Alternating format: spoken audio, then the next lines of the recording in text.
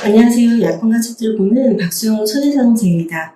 저는 예전에 간호사로 일한 경험을 가지고 있어서 의료사고와 관련된 사건들도 이제 많이 진행을 하는데요. 많은 분들이 질문하는 것 중에 하나가 의료사고로 인한 사망 같은 경우도 상해사망보험금을 받을 수 있나요? 라는 이런 질문을 하십니다. 의료사고 같은 경우 환자분들의 사망진단서를 보시면 사망진단서는 보통 병사로 기재가 되어 있습니다. 하지만 보험금 지급 입장에서는 의료사고로 인한 사망이라면 상해사망보험금에 해당이 됩니다. 오늘은 제가 실제로 진행했던 사건을 가지고 한번 얘기를 해보려고 합니다. 이 사건 같은 경우는 소송 전에 보험사로부터 상해사망보험금을 모두 인정받았던 사건이었거든요. 이 환자분의 이제 차트를 한번 확인해 보면 환자분은 처음에 입원 기록지에 매원 4일 전부터 복통이 있어서 다른 병원에서 갔었고 초음파 결과 급성 단장염으로 진단을 받았다라는 내용이 있습니다. 그리고 알류 피로에서 오른쪽 상복부에 어떤 통증을 갖고 있었던 걸로 확인이 되고요. 그리고 간호정보 조사 기록지에 보면 환자분의 어떤 바이탈 사인이라든지 어떤 크게 어떤 문제가 될 부분이 없었고 약간의 미열이 있는 정도였습니다. 환자분은 이전을 하셔가지고 10월 12일 날 이분이 담낭 절제술을 받거든요. 담낭 절제술을 받고 나서 이틀 뒤인 10월 14일 날 새벽에 낙상 사고가 있었습니다. 근데 이 낙상 사고에 어떤 기적이냐? 10월 14일 날 03시인데 환자가 이제 침대 아래에 새우처럼 이렇게 있는 자세로 발견이 됐다고 하거든요. 말려있는 자세로 발견이 됐다라고 이렇게 표현이 되어 있는데, 보통 사람들은 통증이 있는 부위를 이렇게 구부리게 되어 있거든요. 아마 복통이 있으셨던 걸로 판단이 됩니다. 그리고 환자분 말로도 새벽에 진통제 맞고도 다시 통증이 생겨서 이제 소변 보고 간호사님한테 얘기하려고 했는데 소변기가 침대 아래에 있어서 그거 주우려고 하다가 넘어진 거다. 그리고 어디 부위부터 넘어졌다라는 걸 모르겠다라고 합니다. 그리고 그 당시에 바이탈을 체크했더라고요. 바이탈 사이에서 문제가 발생했는데요. 펄스가 150회로 나오고요. 그리고 환자의 BP가 76에 48, 오투 세츄레이션이 90% 체킹이 됩니다. 약간의 바이탈 사인에서 벌써 문제가 조금 있습니다. 그리고 밑에 EKG 하고 그다음에 오투를 먼저 줍니다. 그리고 오투를 주니까 환자의 그 당시 3시 40분경에 보면 오투 세츄레이션은 다시 99로 올라갑니다. 그리고 혈압은 85에 56이고 펄스는 120으로 조금 떨어진 걸로 나오고요. 그리고 10월 14일날 3시 40분에 응급으로 랩이 나왔습니다. 랩 결과에서 헤모글로빈이 10.3으로 나옵니다. 이 환자의 처음에 입원 당시 랩 결과를 보면 헤모글로빈 수치가 13으로 해가지고 보통 성인 남성 같은 경우는 13에서 17이 정상 범위였거든요. 이 환자분도 정상 범위 안에 있는 걸로 확인이 됐었고 그리고 수술 직후에 헤모글로빈 수치도 12.2로 해서 정상 범위 안에 있었습니다. 근데 수술하고 거의 넘어진 날 그날 새벽에 랩에서는 헤모글로빈이 10.3으로 나온 걸로 되어 있고요. 그리고 노티를 다 했더라고요. 노티에서 그래서 플레이드를 주고 진통제를 투여했습니다. 그리고 환자분이 두통이 있다고 하니까 이 의료진분들은 브레인 CT를 머리에 CT를 찍고 EKG를 찍었습니다. 근데 브레인 CT상 아무런 문제가 없으셨거든요. 그래서 근데 환자분은 계속해서 이제 호흡이 조금 힘들다라는 표현을 하고 그리고 그날 새벽 5시 경우에 바이탈 사인을 보니까 오투는 99로 나오고 BP는 이제 플루이드를 주니까 116에 74로 다시 올라가는 상태였습니다. 근데 그 이후에도 환자분은 계속해서 호흡이 불편하다는 이런 표현을 계속을 하거든요. 그리고 의료진들도 이렇게 낙상사고에 대해서 보호자분들한테 다 알리셨더라고요. 그런데 이날 10월 14일날 07시에 그 JP 드레인, 그러니까 이렇게 배액관에 달아놓거든요. 수술하는 환자분들한테. 이 배액관을 봤더니 배액관에 블러디라고 이런 표현을 했거든요. 블러디라는 거는 안에서 어떤 액티비티하는 어떤 출혈을 의미할 수 있습니다.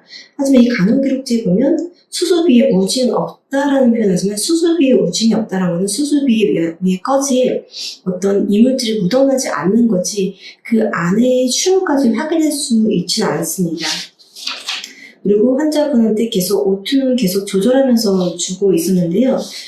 여기서 보면 환자분 계속 식은땀을 또 흘립니다. 그리고 10월 24일 날 같은 날 낙상이 있었던 그 20분 같은 날에 보면 배액관에서 배액량이 75cc였던 게 220cc로 확 늘어난 거를 확인할 수 있었습니다. 이 배액관이라는 거는 상처 주변에 어떤 혈액이라든지 체액을 음압을 통해서 빼내는 거거든요. 그러니까 뭔가가 늘어났던 거는 그리고 블러드라는 표현을 썼거든요.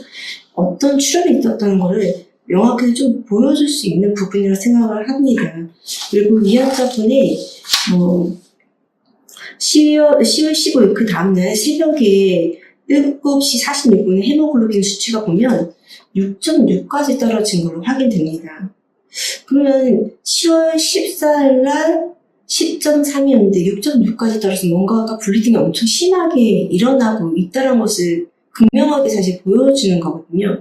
그때도 그 의료진들이 수혈을 시행하고 브레인 CT상에서 외상에 어떤 문제가 없었으면 복부 CT라든지 이런 걸 찍어서 수술하고 2, 3일밖에 지나지 않은 환자인데 어떤 출혈이 없는지를 확인해 봐야 됐었는데 그런 확인을 안 하셨고 계속해서 수혈을 줍니다. 근데 안에서 어떤 블리딩이 있으니까 수혈을 줘도 헤모글로빈 수치가 올라가지 않는 거예요. 그래서 그 다음에 헤모글로빈 수치를 계속 체크하는데 7.1, 그 다음에 또 안 되니까 계속 파인트를 계속 줍니다. 또 파인트 주고 그럼 7.3 이렇게 계속적으로 올라가긴 하지만 그 헤모글로빈 수치가 아주 미미하게 올라가는 걸로 확인할 수 있습니다. 그리고 환자분이 10월 16일 날 13시 30분에 보면 그 바이탈 사인이 150에 90으로 유지가 된다라고 주치의한테 노티를 합니다.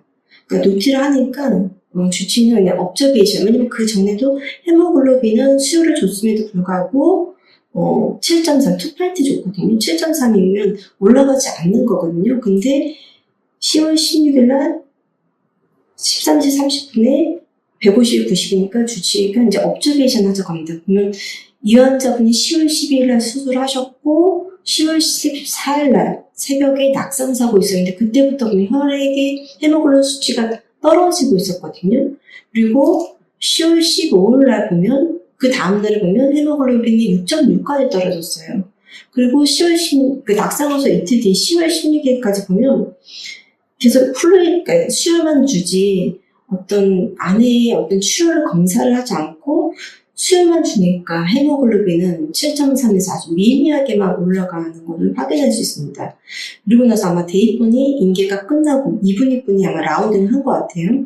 그래서 10월 16일 오후 14시 15분에 라운드 했을 때 자가호흡 없는 걸로 발견이 돼서 환자분이 CPR하고 에피네프린 주고 했지만 결론은 사망을 했습니다. 그리고 이 환자의 마지막 혈액 검사 결과를 보면 헤모글로빈이 5.6까지 떨어진 걸로 확인이 됐습니다. 그리고 환자분의 사망 진단서는 급성 심정지로 되어 있고 그거에 대한 원인은 저혈관 슈암으로 되어 있습니다.